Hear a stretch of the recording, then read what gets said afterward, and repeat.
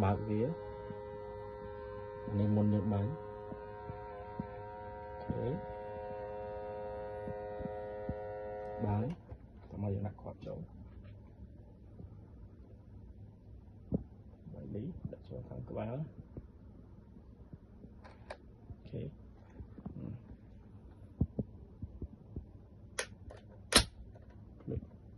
cái nhé mùi thiệt